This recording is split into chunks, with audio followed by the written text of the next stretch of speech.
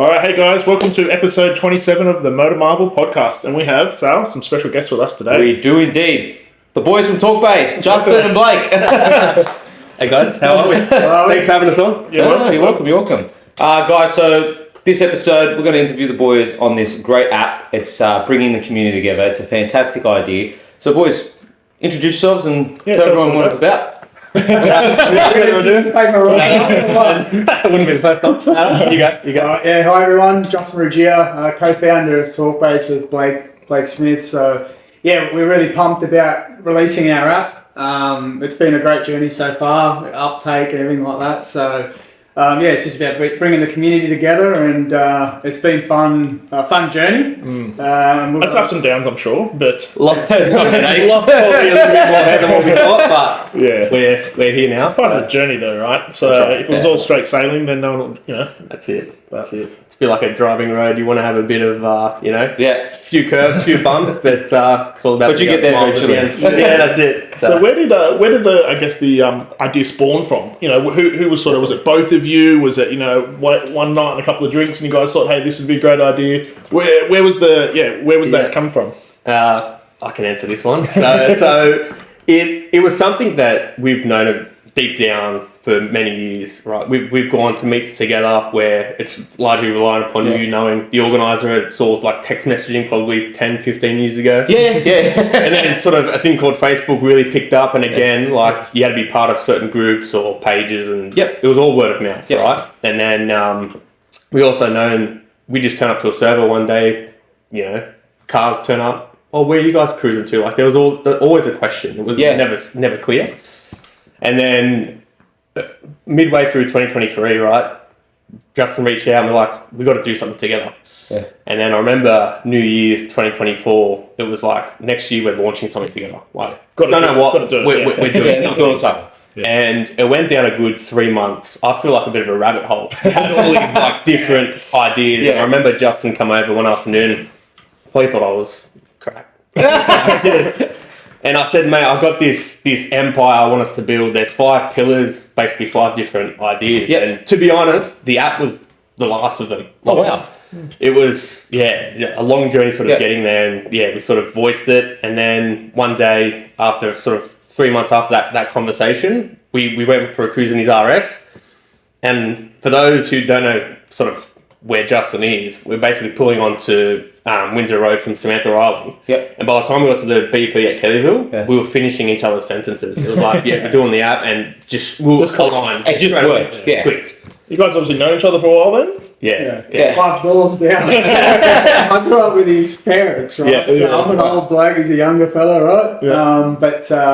Yeah. We've always clicked. You know what I mean? And I think for me, aligning myself with someone that's business orientated, connected to a community, connected to people. I love people, so it's about having the same vision and the same passion. And then there's photographers, there's all sorts of bikes, full drives, there's all these communities out there that we can relate to. So it makes life a lot easier for us building things because we can relate to a lot of these people that are out there in the community, right? So, and look, you've got so many of those groups, right? You've got people who are like car meets, you've got people who like full driving, you've got people who like bike stuff. And guess what you guys are doing really is just giving access to everyone to enjoy any of that and be a part of it all. Which for me sounds excellent. And it's just putting the community in one place. That's right. You don't need to go to Facebook.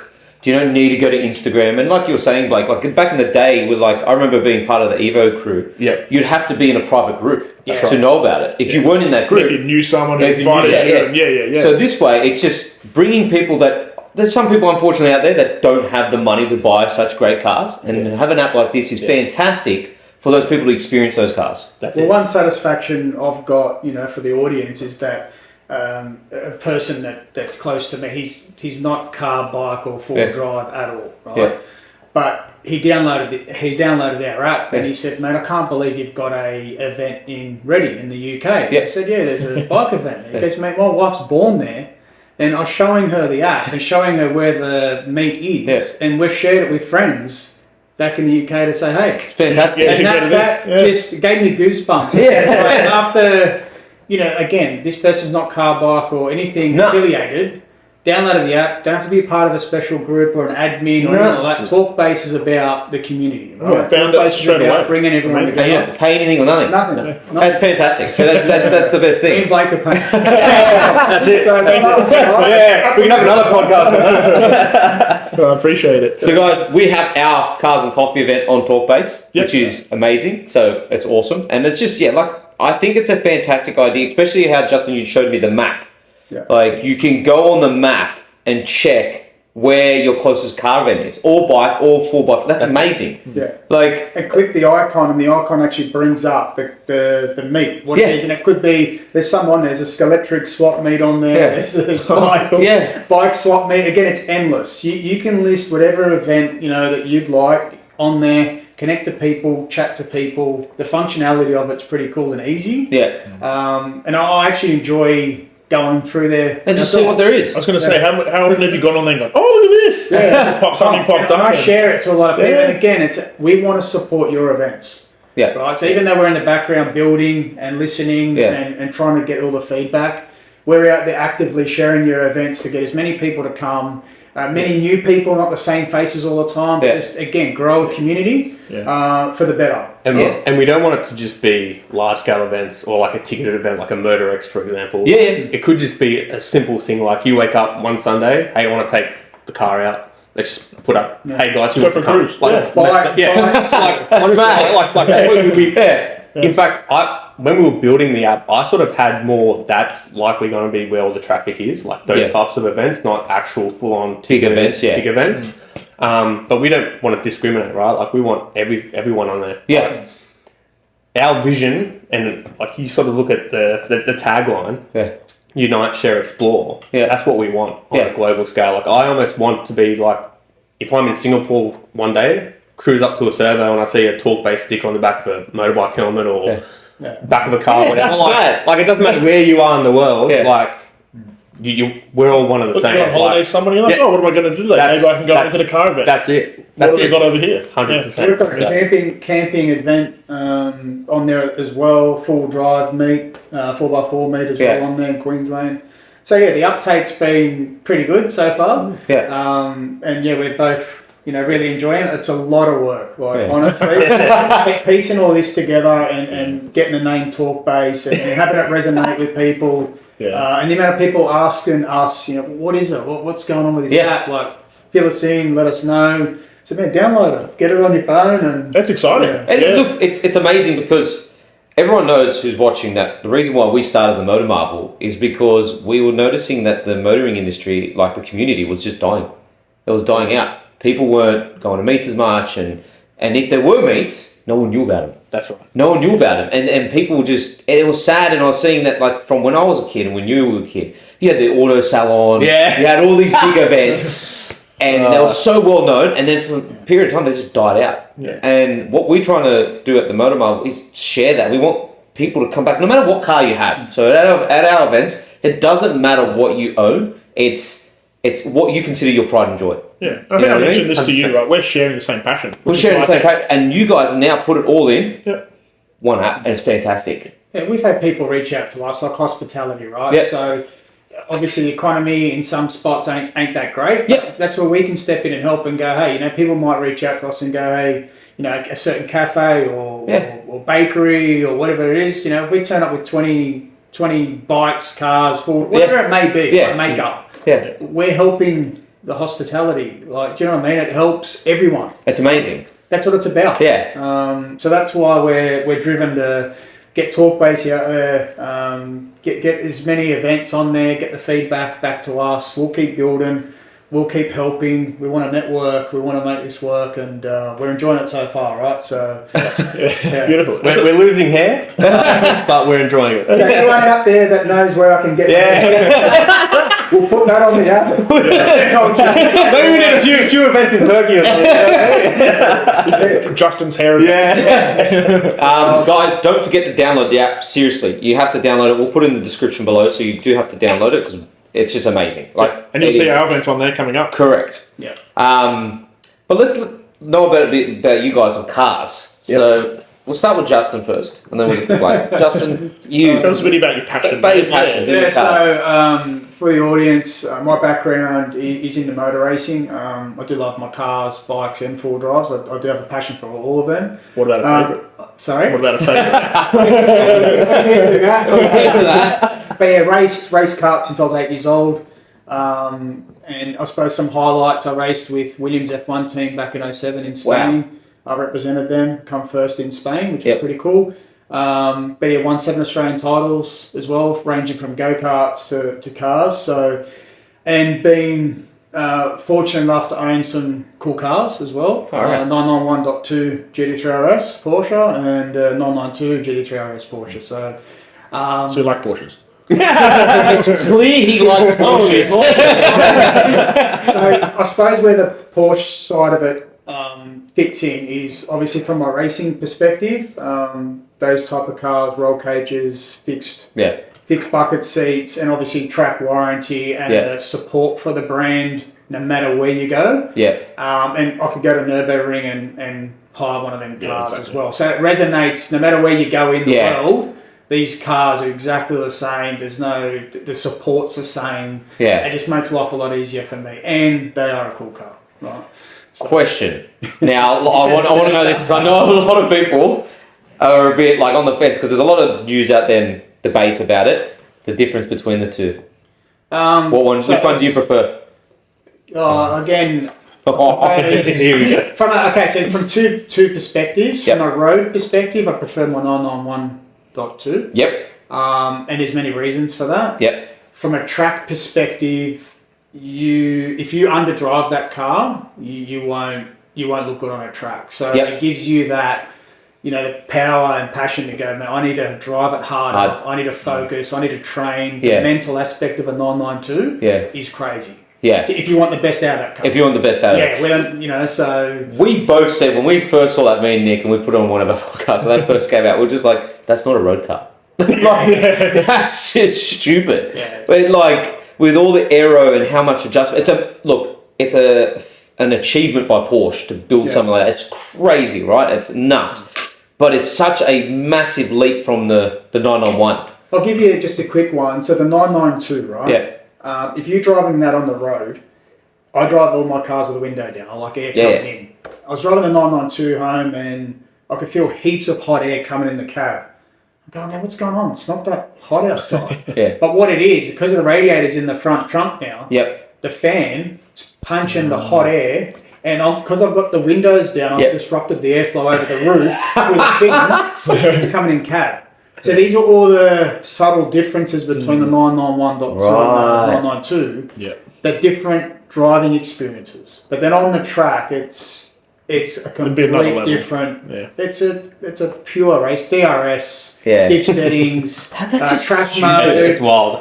Dampers, suspension, rebound, compression. Right? Everything's on the fly. Amazing. Where my 991. You turn the key, mate. It's in race mode. It's good to go straight away. It's in race mode straight away. See, and that brings. I would prefer the 991.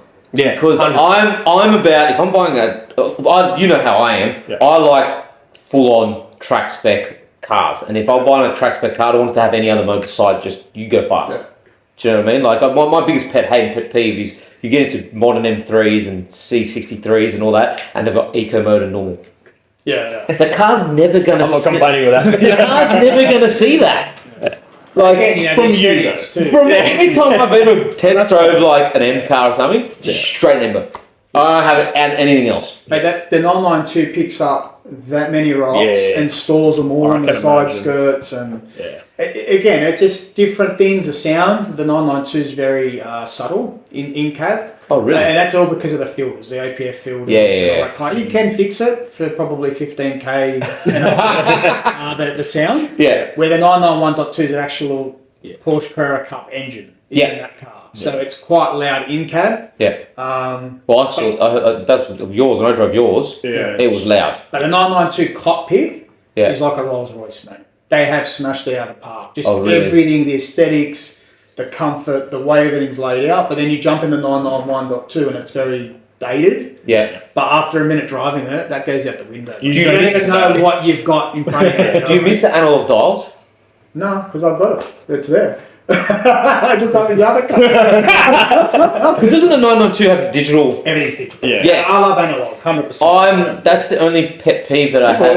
I hate screens. Yeah. I'm old school. I want analog dials. I've said this on multiple podcasts. Is that I love when the dials look like a watch. Yeah. And they look like someone's crafted them and thought about it. I definitely love the old school. Yeah. The look, the dash layout's unreal. Just easy, very, very easy to navigate, right? What about you, Blake? Where did it start with cars? So I suppose both sides of my family, like mum and dad's side, were car fanatics. Yep. But particularly my grandfather on my mum's side. Yep. So he had his own wedding car business when I was growing up. Cool. So speaking of Rolls Royces, like he had them. Like limos, like, and as a kid, you know, around these cars all the time, you're just like what these big shiny things. Like I remember the Rolls, you sort of pull the angel and horn goes off. I don't know, just little things like that just always stuck with me. So, and he was, he didn't discriminate. Like he owned Fords, he owned Holdens. Like I've still got his VYSS. So, wow. Yeah, held on to that. So a bit emotional talking about it, but yeah, like he had. I remember in the early 2000s, he had a 300ZX twin turbo. He bought the S15. Like, and he was old. Like, just loved cars, like cool cars. And then like towards the end of his life, like he had the Mercs, still had the Commodores. Bought a little MX-5 just to cruise around in something manual. Like, just. Sounds like just a pure enthusiast. 100%. Love cars. Just love cars. Just cars. Yeah, that's it. And like he was that guy. Like if it was pissing down with rain, he'd be out there like shimmying his car. Like just, and like I'm a little bit like that too. So like you inherited a little bit. Yeah, he's there all day. I don't know, mate. A black car is like a mirror, like his cars. This guy, but he's got one of my dream daily cars. So what are your cars? So I've got. I just picked up a GLC 63S. One of the last of the V8s. Nice. Those things are like nice. To be honest, they haul. To be honest, was looking at the two-door C63 coupe. Yeah. But then obviously Family? 5 kids. Yeah. And to be honest, there wasn't much like price difference between them, and I was set on the two-door, and then the wife's like, no. Wait, got this. But ultimate dad hack. Ultimate dad hack. I'll get a family Ford drive. Don't worry. It is a phenomenal car. Like, absolutely love it. And to your point, like even like I do cruise on comfort, but the exhaust is open. Like that's what you buy the AMG. You buy AMGs, you buy AMGs for that. So I know you guys had that discussion recently about what is an AMG. Like, and to be honest, if AMG hadn't come out and said that they're not going to make the V8s in, I guess, something under $200,000, I probably wouldn't have bought it as yet. But the fact that I knew that was it, like, I had to get one. So I missed out on some of the last GTSRs with HSV. I probably should have bought that 2017, hindsight, because the next year they were like 50 to 100 grand on top. But I wasn't going to risk this. I was like, I need to get that engine. Like, I said we've got some cars with hindsight about not buying or probably selling. They've released an app. It's better than the car. That's it. So you got that, and what else you have? I got a V8 and the VYSS. Nice. A couple of a Holden fan there. So you got all V8s. And I got a Territory I cruise around in, so I still own a Ford. Ford, Holden, Burke. I don't discriminate. Do you want to race supercars? I took him for hot laps at Phillip Island. Yeah. So that would have been a time. In the VZ, the most successful supercar ever. Oh wow! In Main Crystal. Fujitsu series and Kumo series. Only one to win all of them. Yeah, wow. Jeez. Special car that one. Yeah. And it was a bloody brilliant car. I've got the bonnet at home on my wall. Just sitting there. It's a wedding gift from Eggleston Motorsport. So thank you. Very nice. But what about Ferraris? You never been interested in Ferrari? I love them, man. Absolutely love Ferraris. So why have you never probably gone down that route? I suppose, look, to buy one is one thing, but from an ownership perspective it's next level. From your experience in racing, like McLaren, Ferrari, Lamborghini, are they how expensive are they? They're on par with a Porsche, really. Like depending on what make, what model you get, right? But I love my 458 Speciale. I love the raw sort of naturally aspirated V8 that Ferrari built. I love the 430 Scuderia. I love the 812.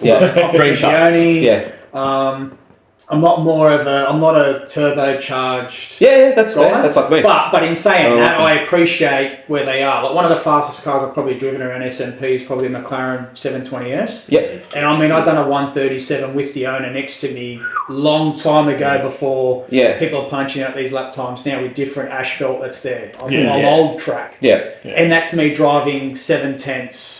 And the owner, unfortunately, done 2 laps with me and couldn't. 273 or 74 k's an hour down. Jeez, that's nuts. That's nuts. It's like twin turbo V8, right? You know what I mean? And then you get into these other cars, like 812. I've had that thing singing down the straight as well, naturally aspirated V12. Yeah. So Lambo SVJ. But that's not forgiving the 8112, is it? In the corners. That's not too bad. Again. You need to adapt to every car's got a personality. If you don't change your personality, if you try and change that personality of the car, it ain't going to work. Yep. It's like, you meet someone, if that's how they are, you can't change it. If you're there trying to change them, you won't get a phone call. You won't get a phone call like that, right? Do you know the reason why I got quick around Sydney Essex Mosul Park? Thanks to this guy. And you know who took me around the park, which I didn't realise? You drove me in his car. Yeah. I remember that. I remember when we're in your car and he goes, what the hell's Nick done with the camera in this? Shit. Well, that's the thing, a lot of people, like for me, I try and get the most out of my ability before I change settings in cars. Yeah. And sometimes I jump into customers' cars and it's like, wow, like this is very, very, pointy, so the front turns a lot. And then the back end, the platform can't hold. Yep. Right? And that could throw off these people that are using these cars because they think there's something wrong with the car. Yeah. It's about learning the car first and then dialing in some changes with your driving style. Right. You know what I mean? So, unfortunately, I've copped some calls from people who've done these changes. not clients, the actual people have done it. And I heard that you didn't like the settings of that. His car. Don't touch him. You know what he rides on? Remember Rush, when Nicky Lauda takes his helmet off and he's at Ferrari? He goes, it's a piece of shit. What have you done? So Ferrari and McLaren, look, I've heard that they're very expensive to track. And I've heard Porsche is pretty decent. Like it's quite, of course, it's still expensive. To extend the warranty in the Porsche is like $4,900 for 4 years. It's cheaper to extend my warranty in an RS than it is my Volkswagen Tiguan. Wow! Like the Tiguan is more expensive to extend the warranty. So and that's track warranty. It just gives you a bit of an insight about And I had to get a driver's seat changed in my blue car. Yeah. And they'd done that. Wow! Because there was a bit of an issue with the carbon. That seat's $12,000. You know what I mean? So it's cheap insurance. But then there's other makes where it's a lot of money to extend warranty. I mean, I got quoted $7,000 a year on a particular Ferrari. And that's not including insurance, servicing. Does Ferrari have track warranty? I don't know. Actually, I really don't know. I'm pretty sure Porsche and Hyundai are the only ones. I'm pretty sure. Don't mark my word, but I'm pretty sure on that. Yeah. I don't think the others have. I know McLarens are definitely an expensive car to track. Yeah, you know that. you know that. I think we know a few people who have had some expensive McLarens. Yeah. But going back to Ferrari. Maybe Toyota. I don't know if Toyota back their GRs and stuff, like the Yaris and the Corolla. I don't know. I know Hyundai definitely do. Because they pride themselves on that, have track warranty. Toyota will be coming out with that now. We do it. But back to Ferrari, like what you're saying about the speciality, like I was in Italy for my honeymoon and my wife bought me for my birthday a track experience and I had the choice between a 488 and a 458 and they're not road going cars, they're full on cup cars. So I took the 458 over the 488 and oh my god. Even the guy said to me at the track, but the 488's faster. I go, but it doesn't sound like the 458. And it doesn't rev like the 458. And again, this is the beauty about when we've gone to these car events. Like I actually parked next to a 458 Speciale at Perda. Oh wow. Very, very special car, very limited, only 499 worldwide. Yeah. And I met this gentleman and through a meet and everything like that. And got to know him and all that kind of stuff, and pure enthusiast, pure Ferrari, but admired my RS. But again, this is what the journey, and again, getting back to the app, is that he's there going, man, I'm so proud of you guys for doing this, because we don't want these cars sitting in the garage. See, that's freaking. How That's this awesome. app come about is, you know, some people are a bit reserved and low key, which is fine. But all of us, you know, everyone works real hard. You know, bring your cars out. Get them, it doesn't matter what make they are. Get your bike in. Enjoy I've got it, mates right? that've got these beautiful Ducatis and BMWs, old school, sitting in the garage. They're too frightened to get them out. Get them out. Well, you know, like let's look at them. We want to know the history about that bike. Yeah. You know, we want to know why you lifted this four-wheel drive higher than my bloody house. Where you going? What are you places doing in the outback are you going? We want to come. Yeah. Well, that's why we have our episodes of Pride and Joys. Yeah. Because we interview people with cars that like hide them. And then now that you've got the app, not only can we just show it on YouTube, we can be like, go to the events, use TorqueBase. Yeah. Like, we were streaming the other day, and I was beside a Ford Escort, like a Marvel. And I said, where was this event? This was like a few months ago. Where was this event? Like, I'm going, I don't want to go swimming with the kids. I want to go see all these old school stuff, right? Yeah. So, that's why, like, you know, it's this app now for us. Yeah, it's going to change the dynamics about, you know, how things are and getting things back on track and getting the community together and talking about the differences between what's your favourite RS or what's your favourite Ferrari, or, you know, what's that Nissan Patrol like versus, you know, Parada or whatever the case may be, right? Yeah. What are the pros and cons? You hear it firsthand at the event. Right, or, you know, they can direct you to a YouTube channel, and your YouTube channel can come and meet like-minded individuals on a similar, you know, interest and enjoy it together. 100%. And that's like, I really think the app's fantastic, and I think we need to push it out there and get a lot of people using it, because it's just going to bring the community more and more together. That's it. And it's fantastic. Yeah. So like, community is nothing without numbers, right? Like, correct. You know, that's what I'm big on pushing. So, no, anyone who's even remotely interested in cars, bikes, four-wheel drives, like, just get on the app. The slot car one interests me because I love all that stuff. Slot cars. I love models. I collect models as well. Yeah. And I've had a few people saying, "Do you mind if I put my model an event so I can display the models and people can have a look? They might purchase them." I said, "Mate, bloody hell, put it on. Yeah, do it." Because I want. What models do you have? I want to buy something. So it's a cool platform, and we're learning a lot in this journey with TorqueBase. Obviously in the infancy stages and stuff like that, but you know the response that we've got and the amount of people reaching out to us and that, and especially like, even photographers. Hey mate, like when's your next event? I said, you listen. You post it. We'll come. Yeah, you know, we're doing a content shoot. Yeah. Like that many people would go. Yeah, 100% they would. Bring some cool cars. We're doing photos. Yeah, that's it. Easy. I'd go just to get mine GLT. You know, put it up on your page, right? Yeah. So yeah, getting back to a long way back about which one's my preference about the car, I can't give you a definite. You got pros and cons. Yeah. Pros and cons. Yeah. On the 991 and the 992. Maybe I should share the video on your YouTube page about my onboard lap around Bathurst and the 991.2 flat out. Yeah. There's an onboard there that I'm pretty happy about the lap, but again, a long time ago. Yeah. About 283 k's an hour. I think I've seen that one potentially. Yeah, a lot of people use it as a base to sort of it could reference time and stuff. Yeah. But it was a cool day out on that one. That's for sure. All right. Well, I think that's probably us. That's it. We've pretty much done. Guys, thank you so much for coming on. Thank you. Thank you. We really appreciate it. Thank you. Thank you, Justin. Thank you. Guys, don't forget to download TorqueBase. Everything will be in the description below, so don't worry. Just a big shout out to our sponsors, Hard Hat Watches, Exhaust Note Australian Only Cars. And don't forget our event. It's on TorqueBase. Yeah. So, coffee coming up, boys. Yeah, and like and subscribe to this YouTube channel for more episodes like this. And I don't think this will be the last time we talk to you guys. I think we'll be on there again anyway. Be back. But yeah, thanks guys for watching, and we'll catch you soon. Cheers.